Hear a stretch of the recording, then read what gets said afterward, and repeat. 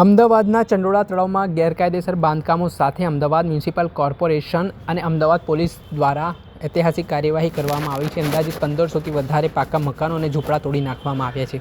આ ખૂબ જ મેગા ડિમોલેશનની કામગીરી માનવામાં આવી રહી છે અને આના સંદર્ભમાં આજે અમદાવાદના police commissioner Gyanendrasinh Malik, Ahmedabad municipal કોર્પોરેશનના કમિશનર બચ્છાનિધિ પાની સાથે ગુજરાતના ગૃહમંત્રી હર્ષ સંઘવી છે તે ચંડોળા તળાવની મુલાકાત લેવા માટે પહોંચ્યા હતા, જેમાં તેમણે અધિકારીઓ સાથે ચર્ચા કરી હતી, સમગ્ર ઘટનાનું નિરીક્ષણ કર્યું હતું।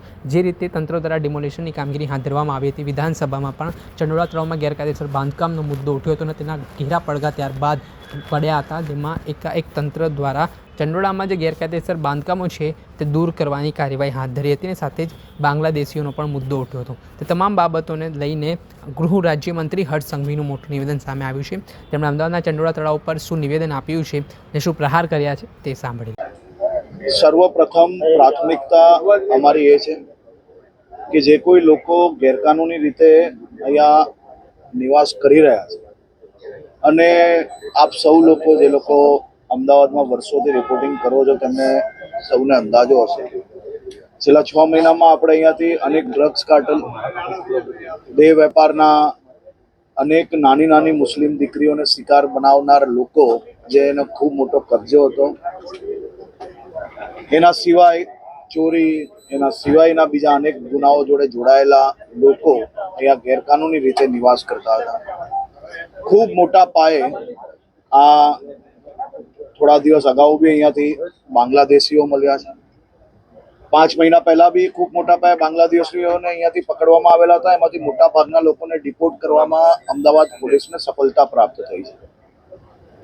હું માત્ર ને માત્ર એટલું જ કહીશ કે ભૂપેન્દ્રભાઈ પટેલની સરકાર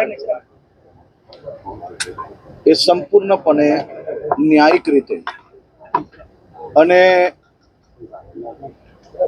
નિયમો પ્રમાણે સંપૂર્ણ કાર્યવાહી કરતી આવી છે અને આવનારા દિવસોમાં બી કોઈ બી જગ્યા પર સંપૂર્ણ નિયમ આધારિત જ કાર્યવાહી કરવામાં આવશે।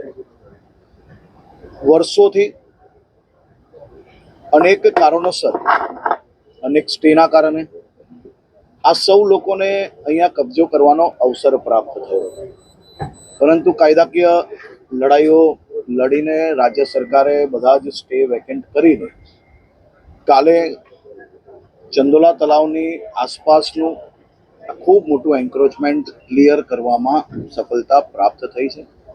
આવનારા દિવસોમાં જૂનું અમદાવાદ, એટલે કે જ્યાં તળાવ પાણી ભરેલું સૌને નજરે પડતું હતું, ફરી એકવાર એ દિશામાં મહાનગરપાલિકા લઈ જવા માટે આ કામગીરી કરી રહી છે। આભાર। દર્શક મિત્રો, સ્કાયનેટ મીડિયાને આપ લાઈક કરી લો, સબસ્ક્રાઇબ કરી લો અને શેર કરવાનું ભૂલતા નહીં।